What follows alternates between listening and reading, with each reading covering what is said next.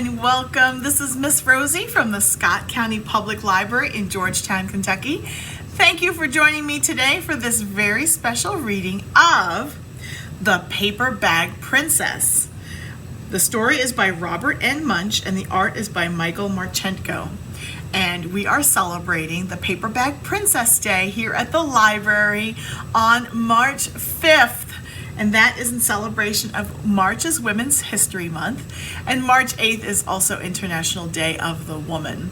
And as some of our adults may know, the Paper Bag Princess is all about a princess who doesn't need saving from anyone because she battles her own dragons and saves herself. Are you ready? This is the Paper Bag Princess by Robert Munsch. Here we go. Elizabeth was a beautiful princess. She lived in a castle and had expensive princess clothes. She was going to marry a prince named Ronald. There they are. Ronald's got his tennis racket there.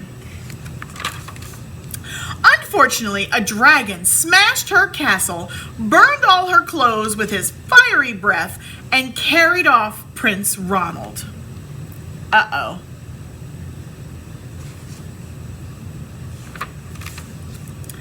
Elizabeth decided to chase the dragon and get Ronald back.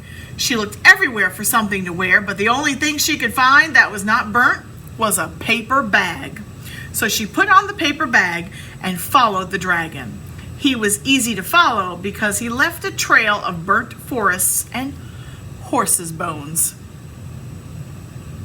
She looks pretty mad, right? I'd be mad too if someone burned my house down and all my clothes. Finally, Elizabeth came to a cave with a large door that had a huge knocker on it. She took hold of the knocker and banged on the door. The dragon stuck his nose out of the door and said, "Well, a princess. I love to eat princesses, but I have already eaten a whole castle today. I am very busy, dragon. Come back tomorrow." He slammed the door so fast that Elizabeth almost got her nose caught. There's the very mean dragon. Elizabeth grabbed the knocker and banged on the door again. The dragon stuck his nose out of the door and said, "Go away. I love to eat princesses, but I have already eaten a whole castle today. I'm a very busy dragon. Come back tomorrow." "Wait!" shouted Elizabeth. "Is it true that you are the smartest and fiercest dragon in the whole world?" "Yes," said the dragon. "Is it true," said Elizabeth, "that you can burn up 10 forests with your fiery breath?" "Oh, yes," said the dragon, and he took a huge deep breath and breathed out so much fire that he burnt up 50 forests.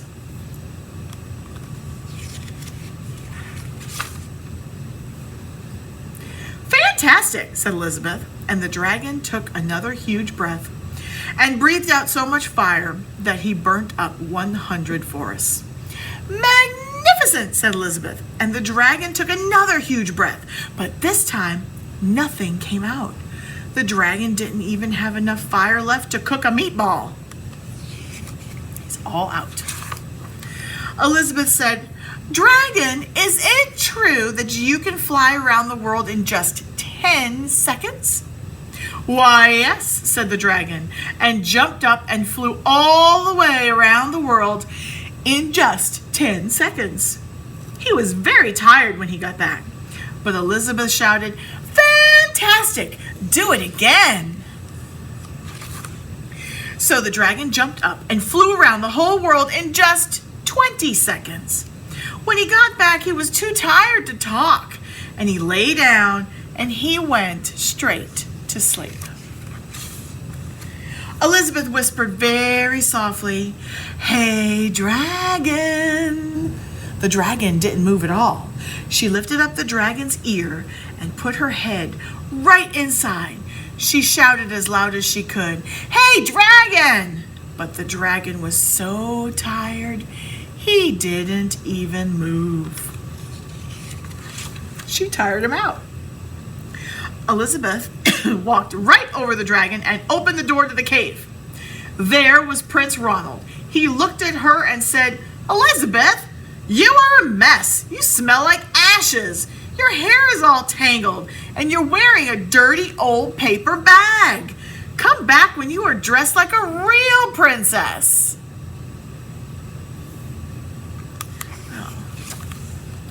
"Ronald," said Elizabeth, "your clothes are really pretty, and your hair is very neat.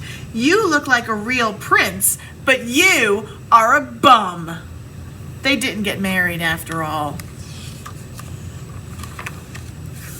The end. Right? So it goes to show you, she went to go and save him from the dragon, and all he could do is complain about how she looked. So, don't marry people that just judge you by your looks. You're more than your looks. You're also your brain and your heart.